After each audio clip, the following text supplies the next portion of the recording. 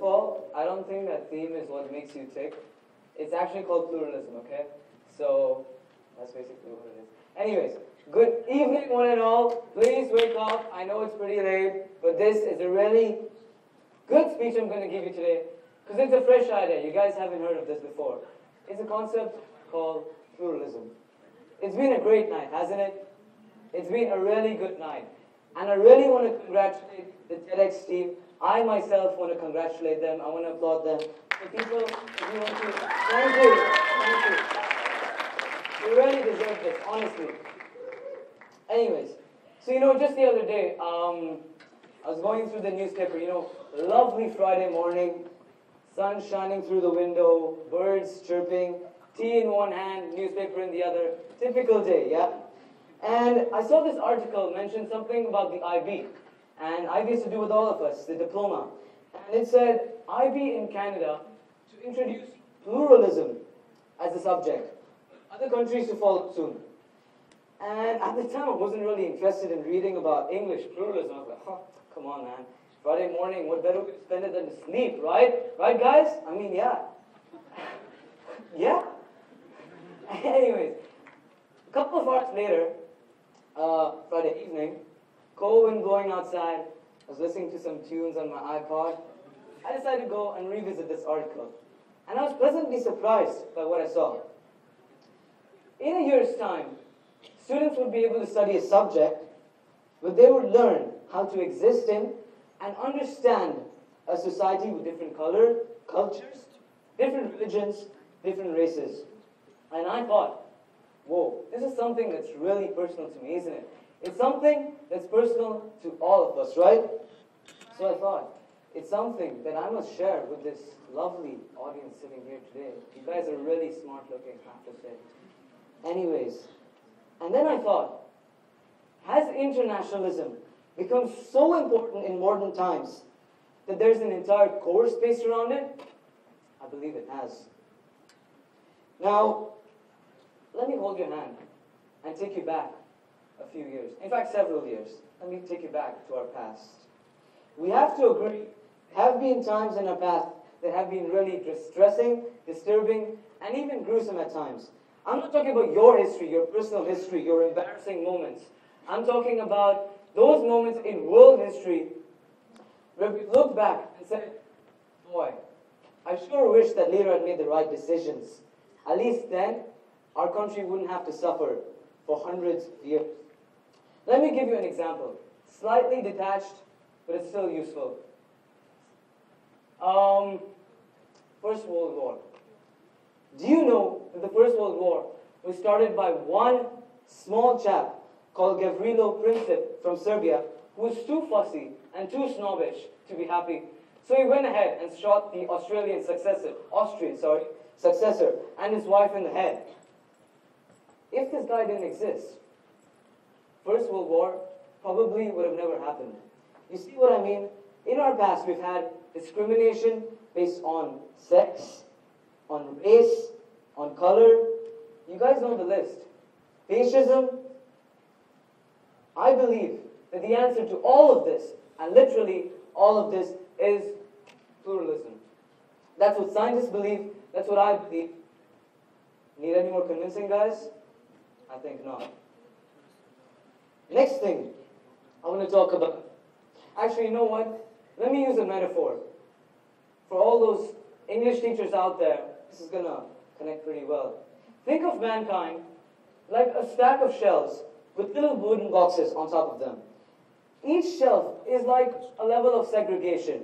You know what I mean? A level of separation. And each little wooden box is like a group within that level.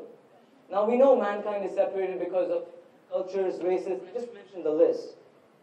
Within our own little box, we're all so happy.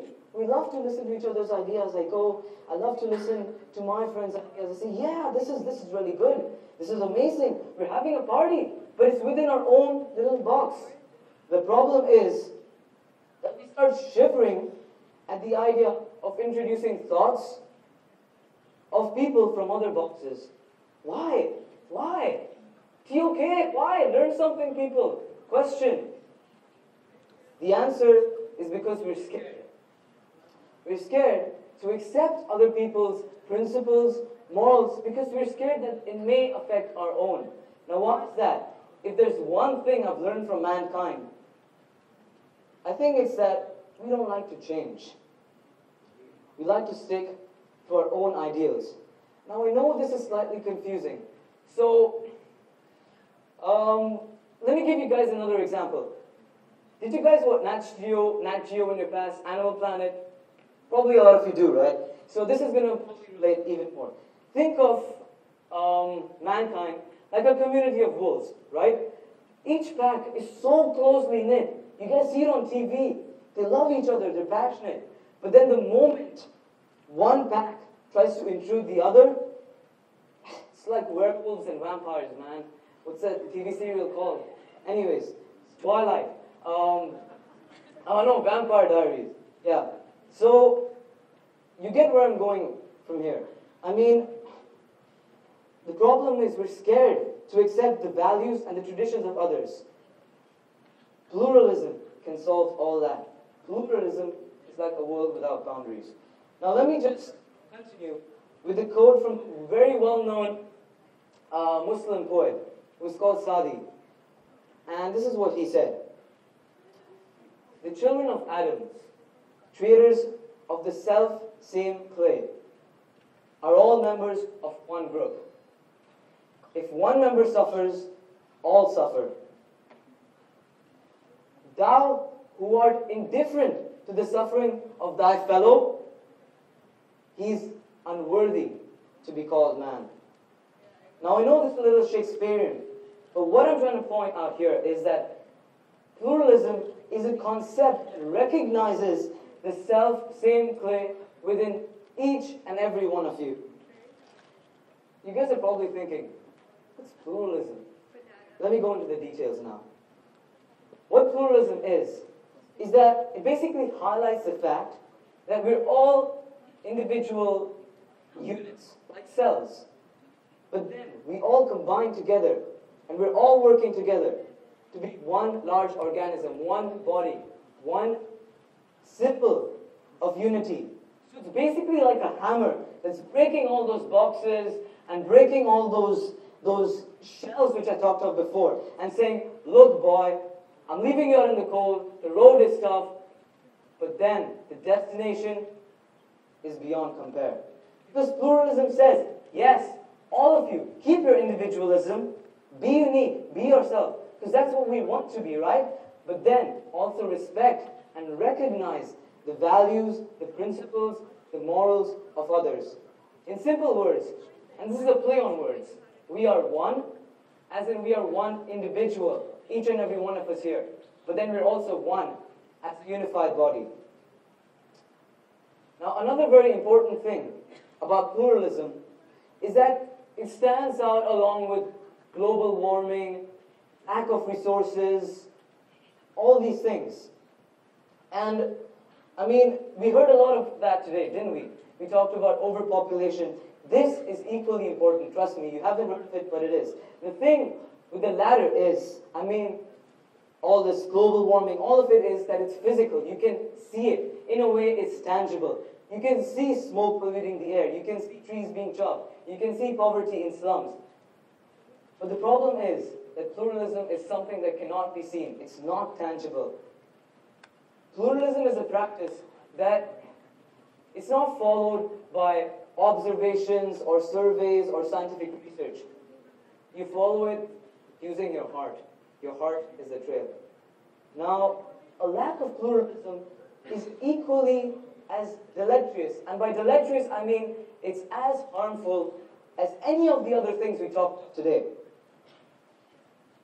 The effects of global warming have been around for 100 years. You can agree on that. 1900s, 1910, that's when the first signs started to show up. Effects of a lack of pluralism have been, I mean, they're as old as history itself. Is it too hard or too late to introduce a lack of pluralism to these threats? I think not. To end, I want to move away from all this oh so serious and oh so critical analysis of pluralism, and I want to talk about myself, because I love me, and you guys love yourself too. Yeah? So, in a way, I myself have been following pluralism since birth, and so have you, as I'm going to tell you. So you see the connection between us? I come from a family of two different religions, Hinduism and Sikhism. Now, as my parents are sitting here, I don't want to talk about their love story, but I just want to say that, I just want to point out that my father is from Delhi, and my mom is from Chandigarh, both happily settled in India. And then people often ask me, they often come up to me and say, hey dude, Chandeep, how do you manage to keep up like two beliefs at the same time, parallel processing, how do you do it, man? You must be like Chuck Bass or like Mickey Mouse or something, yeah? I mean, whoa. And I say, the two beliefs aren't different. They aren't different. In fact, Sikhism is kind of a divergent of Hinduism. So, whether you're a Christian or you're a Muslim or you're a Hindu, you're still following the same values, aren't you? If you're a Christian, you're probably celebrating Christmas at the time when a Hindu is celebrating Diwali, at a time when a Muslim is celebrating Eid. So in a way, we're all celebrating togetherness, creation, victory. Pluralism is togetherness. Pluralism is victory. Pluralism is creation. I like to think of we are one and pluralism as a concept called breaking boundaries. You can call it whatever you like, as long as you understand it, appreciate it, respect it. Thank you.